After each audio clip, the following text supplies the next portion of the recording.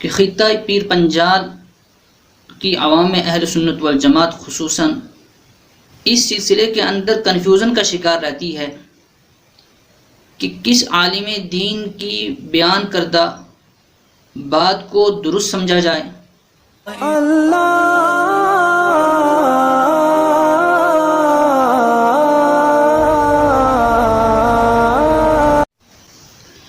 الحمدللہ وکفی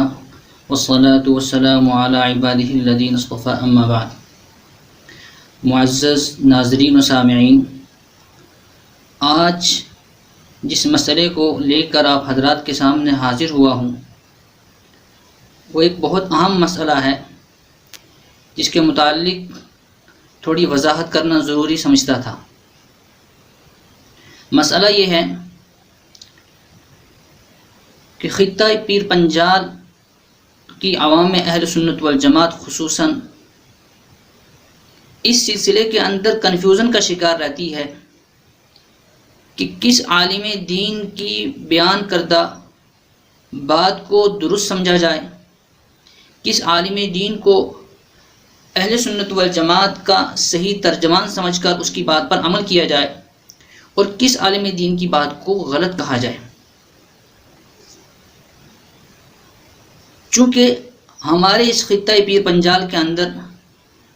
اہل سنت والجماعت ہونے کے دعوے دار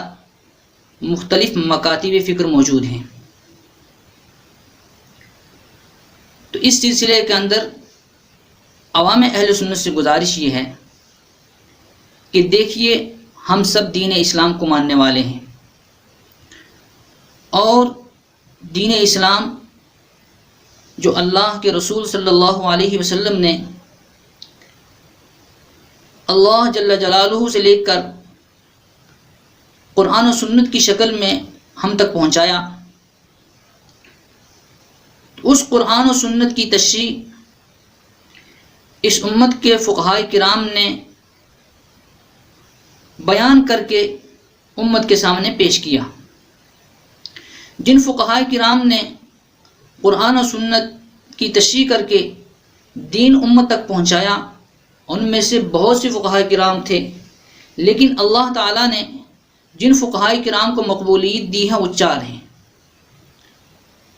امام اعظم ابو حنیفہ رحمۃ اللہ علیہ، امام مالک رحمۃ اللہ علیہ، امام شافعی رحمۃ اللہ علیہ اور امام احمد بن حنبل رحمۃ اللہ علیہ۔ ہمارے ہند و پاک کہ اہل سنت والجماعت نے امام اعظم ابو حنیفہ رحمۃ اللہ علیہ کو اپنا امام مان کر امام اعظم ابو حنیفہ رحمۃ اللہ علیہ کے بیان کردہ عقائد و مسائل کو اپنایا اور امام اعظم ابو حنیفہ رحمۃ اللہ علیہ کو اپنا امام مان لیا۔ لہٰذا اس کا نتیجہ یہ ہونا چاہیے تھا کہ ہمارے ہند و پاک کہ اہل سنت والجماعت کا ایک ہی مکتبہ فکر ہوتا، لیکن بدقسمتی سے ہمارے ہند و پاک عموماً اور ہمارے خطہ پیر پنجال کے اندر خصوصاً اہل سنت والجماعت کے مختلف مکاتب فکر وجود پذیر ہو گئے۔ اب عوام کنفیوژن کا شکار ہو جاتی ہے کنفیوژن کا شکار ہو جاتی ہے کہ کس عالم دین کی بات کو درست مان کر، کس عالم دین کو اہل سنت والجماعت کا ترجمان مان کر اس کے بیان کردہ عقیدے اور مسئلے کو اپنایا جائے اور کس عالم دین کے مسئلے کو چھوڑا جائے۔ تو اس سلسلے میں گزارش یہ ہے عوام اہل سنت والجماعت سے کہ اس بات کو اچھی طرح سمجھ لیں۔ جب ہم تمام حضرات نے، ہمارے ہند و پاک کے اہل سنت والجماعت نے امام اعظم ابو حنیفہ رحمۃ اللہ علیہ کو اپنا امام مان لیا اور امام اعظم ابو حنیفہ رحمۃ اللہ علیہ کی بیان کردہ تشریحات پر اعتماد کا اظہار کر دیا اور امام اعظم ابو حنیفہ رحمۃ اللہ علیہ کے عقائد و مسائل کو ماننے کا عہد کر لیا، تو اب حق و باطل کو سمجھنے میں کسی قسم کی دشواری نہیں ہونی چاہیے، کیونکہ آپ حضرات کے سامنے جو عالم دین کوئی مسئلہ بیان کرے، کوئی عقیدہ بیان کرے، کوئی فقہی مسئلہ بیان کرے، تو آپ حضرات اس سے سوال کریں کہ آپ یہ جو عقیدہ ہمارے سامنے بیان کر رہے ہیں،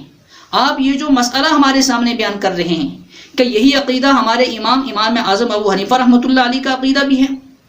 کہ یہ جو مسئلہ آپ ہمیں سنا رہے ہیں، جو مسئلہ آپ ہمارے سامنے بیان کر رہے ہیں، کہ یہی مسئلہ امام اعظم ابو حنیفہ رحمۃ اللہ علیہ نے اپنی کسی فقہی کتاب میں لکھوایا ہے۔ اگر وہ عالم دین اپنے بیان کردہ عقیدے کا حوالہ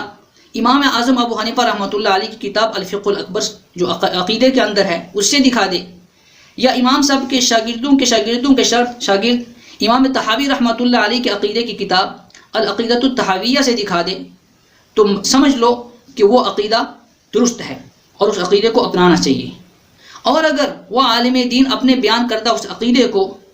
امام اعظم ابو حنیفہ رحمۃ اللہ علیہ کی لکھی ہوئی کتاب الفقہ الاکبر سے نہ دکھا سکے، یا امام صاحب کے شاگردوں کے شاگرد امام طحاوی رحمۃ اللہ علیہ کی کتاب العقیدۃ الطحاویہ سے نہ دکھا سکے، تو سمجھ لو کہ وہ عقیدہ وہ جو بیان کر رہا ہے وہ غلط ہے، اور وہ عالم دین اہل سنت والجماعت کا ترجمان نہیں ہو سکتا۔ اسی طرح کوئی عالم دین کوئی فقہی مسئلہ بیان کرتا ہے آپ حضرات کے سامنے، آپ اس سے پوچھیں کہ یہ جو مسئلہ آپ بیان کر رہے ہیں، یہ مسئلہ امام اعظم ابو حنیفہ رحمۃ اللہ علیہ نے اپنی کون سی فقہی کتاب میں لکھوایا ہے؟ اگر وہ حوالہ دے دیتا ہے اور مسلم فقہ حنفی کی کتاب کا حوالہ دیتا ہے، تو سمجھ لیں کہ وہ مسئلہ ٹھیک ہو سکتا ہے اور اس مسئلے کو اپنایا جا سکتا ہے۔ اور اگر وہ عالم اپنے مسئلے کو کسی فقہی مسلم فقہی کتاب سے نہیں دکھا سکتا، فقہ حنفی کی کسی مسلم کتاب سے نہیں دکھا رہا ہے، بلکہ اس کے لیے وہ دائیں بائیں گھوم رہا ہے، تو سمجھ لو کہ اس عالم دین کا بیان کردہ مسئلہ وہ غلط ہے، اور وہ عالم دین اہل سنت والجماعت کا ترجمان نہیں ہو سکتا، اور اس عالم دین کی بات کو قبول نہیں کیا جا سکتا۔ خلاصہ کلام یہ ہے کہ ہم عوام اہل سنت والجماعت ہند و پاک عموماً اور خطہ پیر پنجال کی عوام اہل سنت والجماعت خصوصاً جب ہم نے امام اعظم ابو حنیفہ رحمۃ اللہ علیہ کو اپنا امام مان لیا، لہٰذا جو عالم دین امام اعظم ابو حنیفہ رحمۃ اللہ علیہ کی بیان کردہ عقائد کے مطابق اپنا عقیدہ بیان کرے گا، اور جو عالم دین امام اعظم ابو حنیفہ رحمۃ اللہ علیہ کے بیان کردہ مسائل کے مطابق اپنا مسئلہ بیان کرے گا، وہی عالم دین حقیقی معنوں میں اہل سنت والجماعت کا ترجمان قرار پائے گا، اور اسی عالم دین کی بات قبول کی جائے گی۔ اور جو عالم دین اپنے عقائد کا حوالہ امام اعظم ابو حنیفہ رحمۃ اللہ علیہ کی کتابوں سے نہیں دکھا سکتا، اپنے بیان کردہ مسائل کا حوالہ امام اعظم ابو حنیفہ رحمۃ اللہ علیہ کی مسائل کی کتابوں سے، فقہ حنفی کی مشہور اور مسلم کتابوں سے نہیں دکھا سکتا، تو سمجھ لیجئے وہ عالم دین اہل سنت والجماعت کا ترجمان نہیں ہو سکتا، اور اس عالم دین کی بات کو قبول نہیں کیا جائے گا۔ مجھے امید ہے کہ آپ میری اس وضاحت سے کافی حد تک سمجھ گئے ہوں گے۔ اللہ تعالی ہم سب کو حق پر چلنے کی توفیق عطا فرمائے۔